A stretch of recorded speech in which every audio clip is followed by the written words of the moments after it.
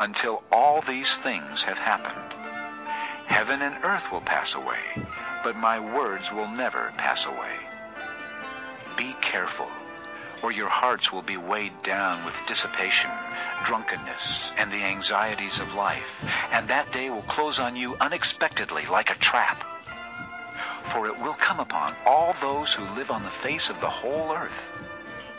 Be always on the watch, and pray that you may be able to escape all that is about to happen, and that you may be able to stand before the Son of Man. Each day, Jesus was teaching at the temple, and each evening he went out to spend the night on the hill called the Mount of Olives, and all the people came early in the morning to hear him at the temple. Chapter 21. As he looked up, Jesus saw the rich putting their gifts into the temple treasury. He also saw a poor widow put in 2 very small copper coins. I tell you the truth, he said, this poor widow has put in more than all the others. All these people gave their gifts out of their wealth, but she out of her poverty put in all she had to live on. Some of his disciples were remarking about how the temple was adorned with beautiful stones and with gifts dedicated to God.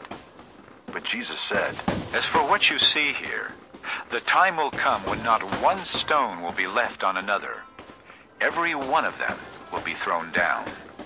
Teacher, they asked, when will these things happen? And what will be the sign that they are about to take place? He replied, watch out that you are not deceived. For many will come in my name, claiming, I am he, and the time is near. Do not follow them. When you hear of wars and revolutions, do not be frightened. These things must happen first, but the end will not come right away. Then he said to them, nation will rise against nation, and kingdom against kingdom. There will be great earthquakes, famines, and pestilences in various places, and fearful events and great signs from heaven. But before all this, they will lay hands on you and persecute you.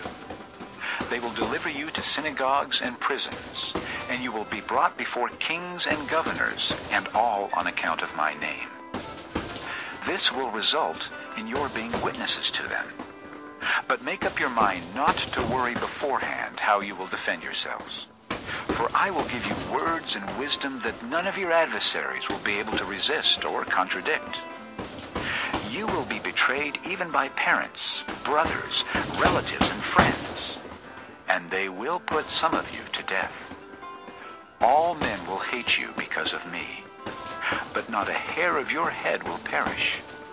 By standing firm, you will gain life. When you see Jerusalem being surrounded by armies, you will know that its desolation is near. Then let those who are in Judea flee to the mountains. Let those in the city get out, and let those in the country not enter the city. For this is the time of punishment, in fulfillment of all that has been written.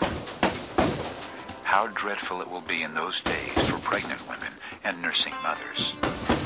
There will be great distress in the land, and wrath against this people. They will fall by the sword, and will be taken as prisoners to all the nations. Jerusalem will be trampled on by the Gentiles, until the times of the Gentiles are fulfilled.